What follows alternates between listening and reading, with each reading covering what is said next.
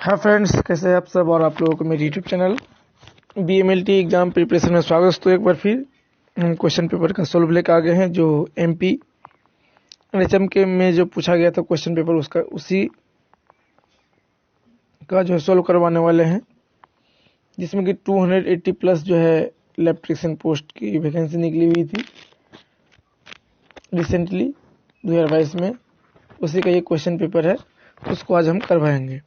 यदि आपको ये वीडियो अच्छा लगे पूरा देखिएगा, अच्छा लगे तो लाइक कर दीजिए, कमेंट कीजिए, अपने दोस्तों को शेयर कर दीजिएगा, ताकि जो भी नया क्वेश्चन पेपर सोल्व लेके आऊँ तो आपके पास जो है इन्फॉर्मेशन सबसे पहले पहुँचे।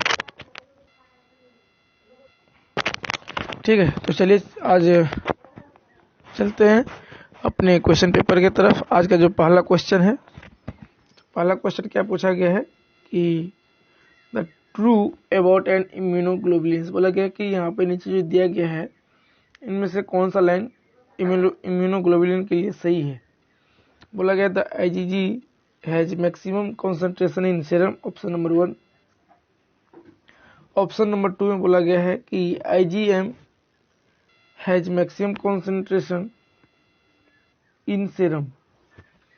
इसके बाद बोला गया IgA has maximum concentration in serum और IG has maximum concentration of serum.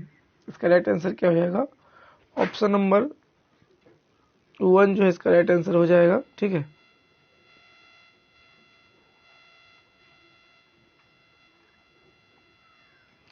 Option number 1 जो है इसका राइट आंसर हो जाएगा। IgG जो है सबसे ज़्यादा कॉन्सेंट्रेशन में हमारे सीरम में रहता है। तो कितना परसेंट रहता है? तो IgG जो है 80% रहता है। ठीक है, इसके बाद क्या है, नेक्स्ट सेकंड में IgM है। यह है सेकंड हाईएस्ट जो है इम्यूनोग्लोबुलिन है जो सीरम में रहता है। ये कितना परसेंटेज रहता है? ये रहता है ओनली 13%। ठीक है, कितना? IgM जो है 13% रहता है। इसके बाद क्या है, IgA कितना परसेंट रहता है?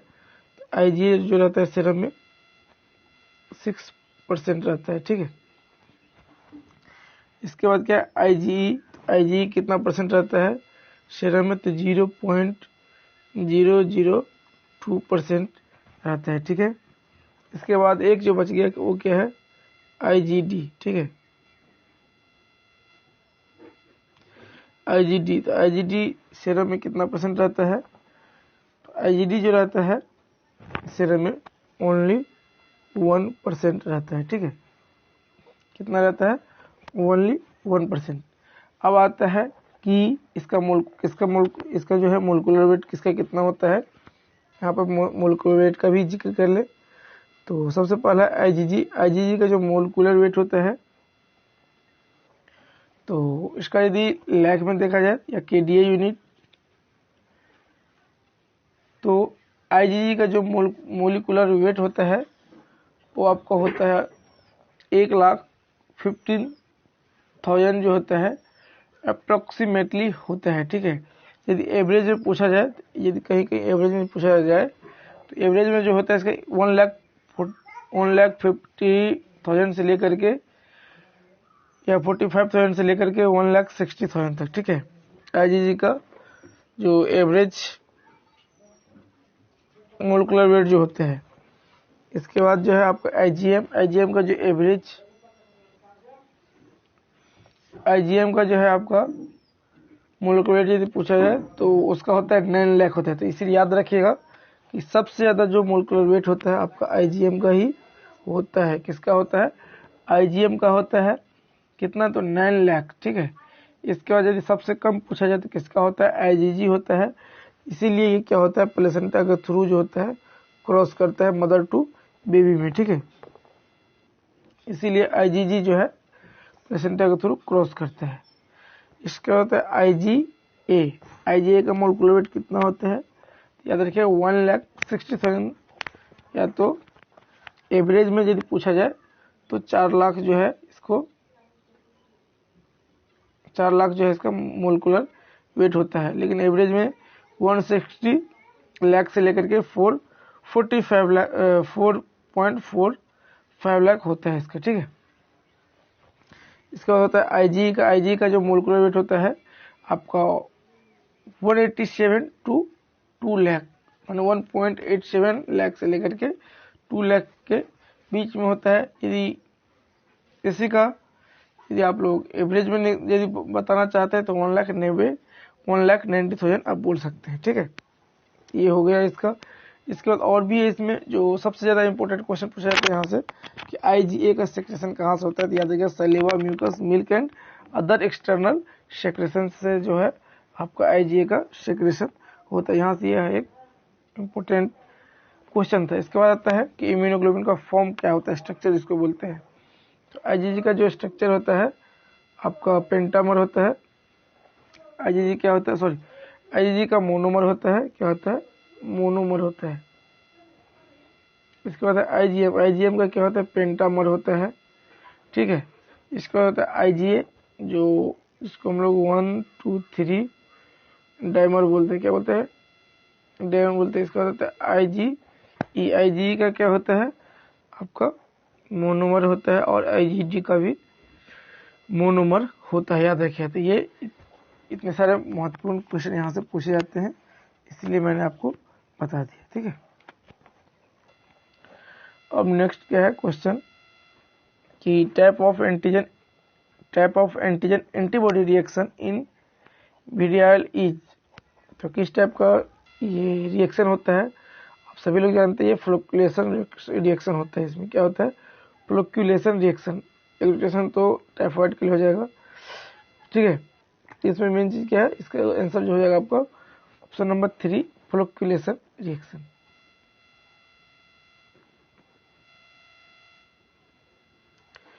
इसके बाद क्या पूछा गया इसमें कि hybridoma technique is used for synthesis of, किसके लिए यूज होता है हैब्रिडोमा टेक्निक, किसको सिंथेसिस करने के लिए होता है।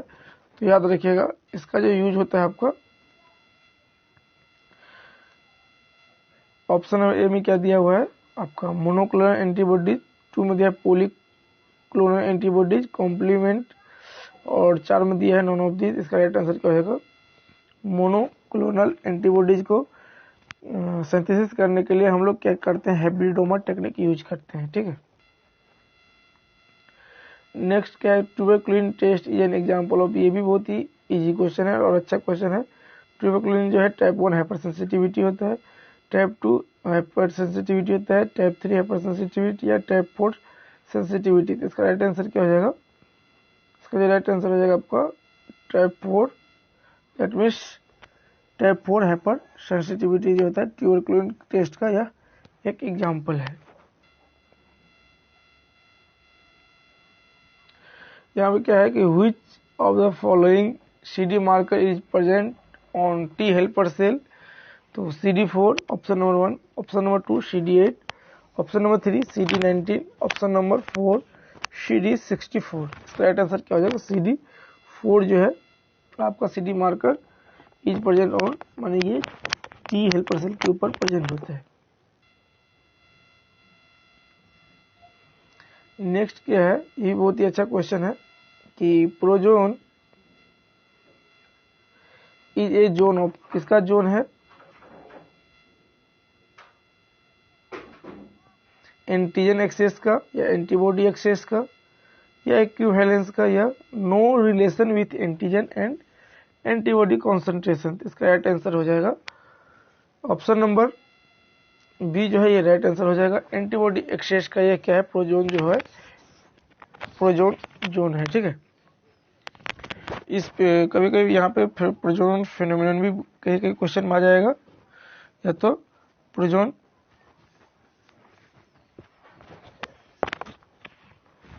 इसके बाद नेक्स्ट क्वेश्चन क्या है,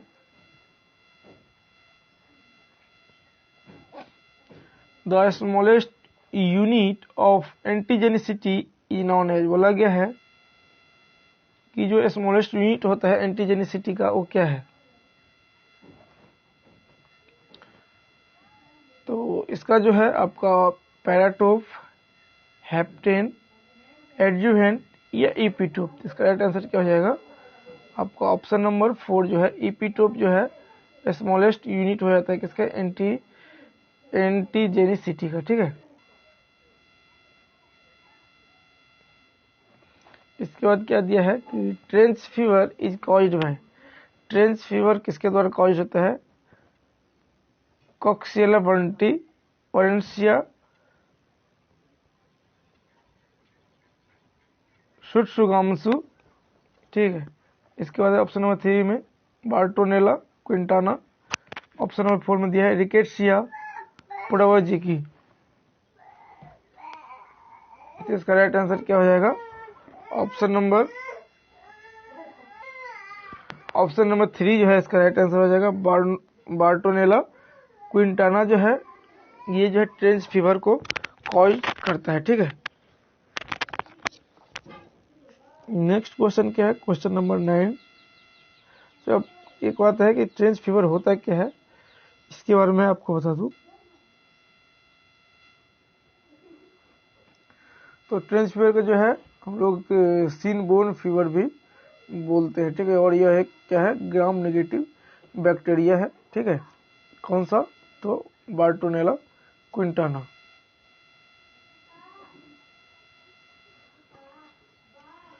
इसके बाद क्या है कि which of the following acid is responsible for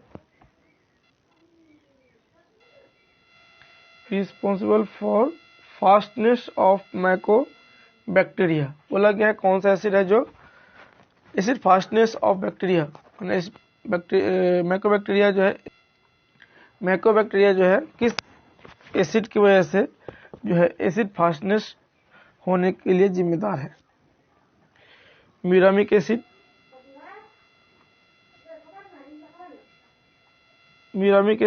मैकोलिक acid, malic acid या एसिटिक एसिड। तो इसका राइट आंसर क्या हो जाएगा, मैकोलिक एसिड जो होता है इसका राइट आंसर हो जाएगा। मैकोलिक एसिड की वजह से क्या होता है, मैकोबैक्टीरियम जो है एसिड फास्टनेस होता है। इसके बाद क्या है, Streptococcus show following types of arrangement, किस टाइप का जो है अरेंजमेंट होता है स्ट्रेप्टोकोकस में, तो क्लस्टर या चेन या बैम्बू स्टिक अपीयरेंस या चाइनीज लेटर होता है पैटर्न। तो इसका ऑप्शन नंबर 1 जो है क्या हो जाएगा, इसका राइट आंसर हो जाएगा ऑप्शन नंबर 1 नहीं होगा, option number 2 is the right answer हो जाएगा। स्ट्रेप्टोकोकस जो होता है चेन टाइप का होता है, चेन स्ट्रक्चर का होता है। ठीक है,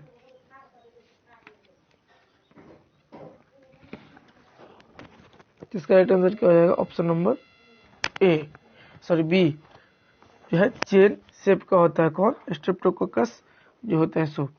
और स्ट्रेप्टोकोकस जो है किस टाइप का बैक्टीरिया होता है, तो याद रखिएगा ये ग्राम पॉजिटिव बैक्टीरिया होता है। कौन सा, स्ट्रेप्टोकोकस। ठीक है, इसके बाद जो है इसका क्लासिफिकेशन भी होता है अलग अलग टाइप का, जैसे अल्फा हिमोलैटिक जो होता है ये आपका स्ट्रेप्टोकोकस विरिडेंस होता है।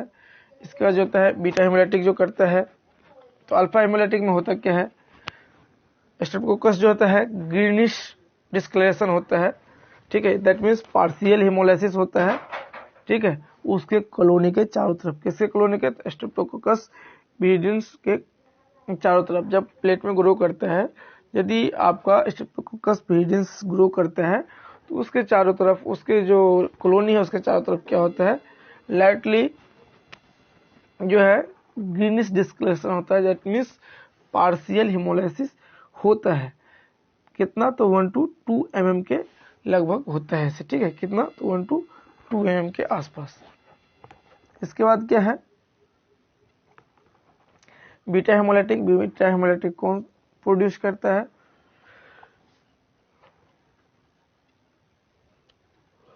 तो बीटा हेमोलाइटिक में होता क्या है, उसमें ये होता है कि कॉलोनी के चारों साइड जो होता है कलरलेस हो जाता है। क्या होता है, कलरलेस, इसको हम लोग बोलते हैं क्लियर जोन। वहां पर जो होता है क्लियर जोन ऑफ ह्यूमोलाइसिस हो जाता है। कितना, 2 to 4 mm आसपास। ठीक है, तो ये किस टाइप का बैक्टीरिया है, तो इसको हम लोग बोलते हैं हीमोलाइटिक स्टेप्टोकोक्काई बोलते हैं। क्या बोलते हैं? हीमोलाइटिक स्टेप्टोकोक्काई बोलते हैं। ठीक है, इसके बाद और भी बहुत सारे हैं। और यहाँ से जो और एक क्वेश्चन मुख्य पूछा जाता है जो बहुत ही इंपॉर्टेंट है कि वायरुलेंट फैक्टर क्या होता है स्टेप्टोकोक्काई का। तो जैसे है जो एंजाइम प्रोड्यूस करता है वही मेनली होता है उसका वायरुलेंट फैक्टर होता है। जैसे कि हीमोलाइसिन होता है, एंटीस्टेपुलेसिन वो जो टेस्ट होता है। इसके बाद होता है आपका स्टेप्टोकाइनेज होता है, हाइलुरोनिडेज होता है, सीरम ओपेसिटी फैक्टर होता है। यही चीज है, यही सब है उसका फैक्टर किसका। तो स्टेप्टोकोक्काई का जो है वायरुलेंट फैक्टर होता है ये सब। ठीक है, इसके बाद होता है कि पैथोजेनिसिटी क्या होता है। तो बहुत ही लंबा हो जाएगा, तो बस इस शॉर्ट में हम लोग लेके चलते हैं। इसका जो क्लिनिकल सिग्निफिकेंस होता है किसका, तो स्टेप्टोकोक्काई का। तो इसको हम लोग स्कारलेट फीवर के नाम से भी जानते हैं। क्या जानते हैं? स्कारलेट फीवर के नाम से भी जानते हैं। याद रखिए, पूछ देगा कि स्कारलेट फीवर जो है किसके द्वारा कॉज करता है, तो स्टेप्टोकोक्काई के द्वारा कॉज करता है।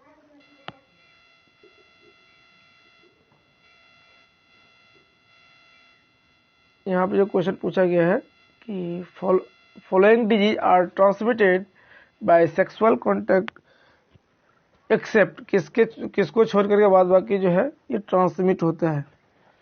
Option number 1 gonorrhoea, B syphilis, 3 में जो है हेपेटाइटिस ए, और 4 में जो दिया है हेपेटाइटिस बी। इसका राइट आंसर क्या हो जाएगा?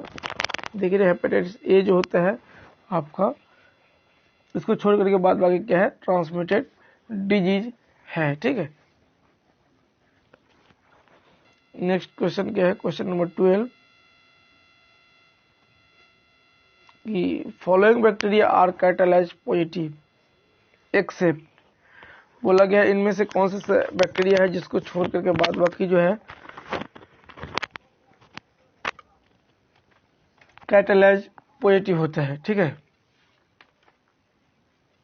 तो इसमें से कौन सा ऐसा बैक्टीरिया जो कैटालाइज पॉजिटिव नहीं होता है। ऑप्शन नंबर ए जो है स्टेफिलोकोकस, दूसरा नंबर क्या है स्टेप्टोकोक्काई, तीसरा क्या है गोनोकोक्काई, चौथा क्या है एस्चेरिचिया कोलाई। इसका राइट आंसर क्या हो जाएगा? अब भी जस्ट ऊपर वाले जो क्वेश्चन था उसी से रिलेटेड है। तो स्टेप्टोकोक्काई जो है बैक्टीरिया है ये कैटालाइज पॉजिटिव नहीं होता है। क्या होता है? कैटालाइज पॉजिटिव नहीं होता है, बाद बाकी कैटालाइज पॉजिटिव होता है। 13 नंबर क्वेश्चन क्या पूछा गया कि number of chromosome in bacterium is, number of chromosome in bacterium is, कि बैक्टीरिया का जो है क्रोमोजोम का संख्या कितना होता है। तो ऑप्शन नंबर ए में दिया है 5, 2 में दिया है 2, 3 में दिया है 1, 4 में दिया है 3। तो इसका राइट आंसर क्या हो जाएगा? ऑप्शन नंबर 3 जो है इसका राइट आंसर हो जाएगा। ठीक है, 1 होता है। ठीक है, कितना क्रोमोजोम होता है? 1 क्रोमोजोम होता है।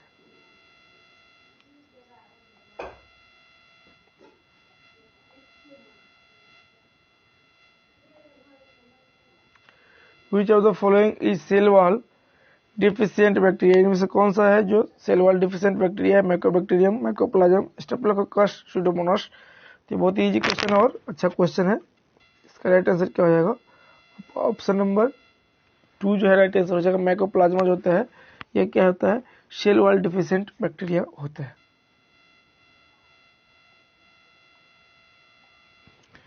इसके बाद क्या है? Negative staining is use, negative staining हम लोग किसके लिए यूज करते हैं? Demonstration of spore, demonstration of capsule, demonstration of flagella, या डिमॉन्स्ट्रेशन ऑफ डीएनए। इसका राइट आंसर क्या हो जाएगा आपका? Option number 2 is the right answer. ठीक है, हम लोग कैप्सूल को डिमॉन्स्ट्रेशन करने के लिए क्या करते हैं? नेगेटिव स्टेन करते हैं।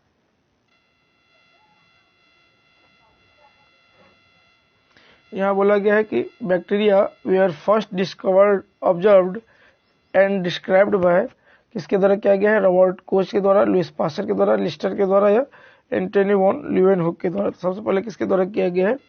एंटनी वॉन ल्यूवेनहुक के द्वारा यह बैक्टीरिया का सबसे पहले डिस्क्राइब एंड ऑब्जर्व किया गया था। यहाँ पूछा कि increase level of haemoglobin increase level of haemoglobin is seen in किस कंडीशन में देखा जाता है? ल्यूकेमिया कंडीशन में, एनीमिया में, पॉलीसाइथेमिया या लिम्फोमा। तो किस कंडीशन में देखा जाता है? पॉलीसाइथेमिया में जो होता है हीमोग्लोबिन का लेवल बढ़ जाता है। ठीक है, इसके बाद क्या? Thick blood smear is prepared for diagnosis of किसके डायग्नोसिस के लिए जो है थिक ब्लड स्मीयर जो है प्रिपेयर्ड किया जाता है? तो ऑप्शन नंबर ए में दिया है मलेरिया, 2 में दिया है डेंगू, तीसरा में दिया है प्लेटलेट और चौथा में क्या दिया है? None of the. इसका राइट आंसर क्या हो जाएगा? Option number A is the right answer, malaria. Malaria का जो है मलेरिया को डायग्नोसिस करने के लिए हम लोग क्या करते हैं? थिक ब्लड स्मीयर का प्रिपरेशन करते हैं। ठीक है।